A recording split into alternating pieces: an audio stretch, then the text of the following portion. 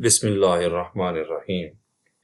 امام مالک رحمۃ اللہ علیہ نے امام ابو حنیفہ رحمۃ اللہ علیہ کے بارے میں لکھا ہے کہ اگر یہ اپنے مد مقابل کو کہہ دیں کہ تیرے سامنے جو مٹی پڑی ہے یہ سونا ہے، تو اسے سونا ثابت کرنے کے لیے ایسے دلائل دیں گے کہ بالآخر اسے تسلیم کرنا پڑے گا کہ واقعی یہ سونا ہے۔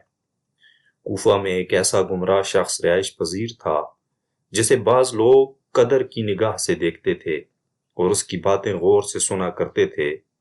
اس نے ایک دفعہ لوگوں سے کہا، نعوذ باللہ، نقل کفر کفر نہ باشد، کہ عثمان بن عفان رضی اللہ تعالیٰ عنہ یہودی تھا اور وہ اسلام قبول کرنے کے بعد بھی یہودی ہی رہا۔ امام ابو حنیفہ رحمۃ اللہ علیہ نے جب یہ بات سنی تو ان کے تن بدن میں آگ لگ گئی۔ آپ فوراً اس کے پاس تشریف لے گئے، اس سے ملاقات کی اور فرمایا، میں آج ایک خاص کام کے لیے آیا ہوں۔ اس نے کہا، چشمے روشن، دل ماشاد، فرمائیے کیا کام ہے؟ سر آنکھوں پر خوش آمدید۔ آپ فرمائیں، آپ جیسے معزز انسان کی بات کو قبول کرنا سعادت ہے۔ میں چاہتا ہوں کہ آپ کی بیٹی کی نسبت میں اپنے فلاں ساتھی سے کر دوں، کیا آپ کو منظور ہے؟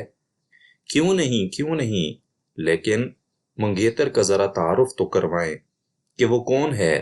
آپ نے فرمایا، وہ بڑا مالدار اور اپنی قوم میں اسے عزت کی نگاہ سے دیکھا جاتا ہے، بڑا سخی ہے، کھلے ہاتھ کا مالک ہے، حافظ قرآن ہے، شب زندہ دار ہے، اللہ تعالیٰ کے خوف کی وجہ سے آہو زاری کمال انداز میں کرتا ہے۔ اس نے اتنی تعریف سن کر کہا، بس اتنا ہی کافی ہے، ایسا شخص ہی میرا داماد بننے کے قابل ہے۔ امام ابو حنیفہ رحمۃ اللہ علیہ نے اس کے خوشگوار موڈ کو دیکھتے ہوئے کہا، میری یہ بات بھی ذرا غور سے سنیں، اس میں ایک برائی بھی ہے۔ اس نے چونک کر کہا، وہ کیا؟ آپ نے فرمایا، وہ شخص یہودی ہے۔ یہ بات سن کر وہ شخص بدکا اور کہنے لگا، ارے یہودی سے، اے ابو حنیفہ، کیا آپ میری بیٹی یہودی کے نکاح میں دینا چاہتے ہیں؟ اللہ کی قسم، ایسا ہرگز نہیں ہو سکتا۔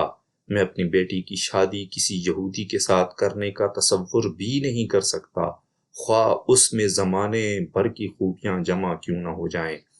امام ابو حنیفہ رحمۃ اللہ علیہ نے کہا، اب کیوں اچھلتے ہو؟ اپنی بیٹی کا یہودی کے ساتھ نکاح کرنے سے کیوں اتنا بدکتے ہو؟ تجھے یہ کہتے ہوئے قطعاً شرم نہ آئی کہ نعوذ باللہ، رسول اللہ صلی اللہ علیہ وآلہ وسلم نے یکے بعد دیگرے اپنی 2 بیٹیوں کی شادی ایک یہودی سے کر دی؟ کچھ شرم کرو، حیا کرو۔ بے غیرت انسان، تیرے لیے ڈوب مرنے کا مقام ہے۔ وہ شخص یہ باتیں سن کر کانپنے لگا اور فوراً پکار اٹھا، الہی میری توبہ، مجھے بخش دے۔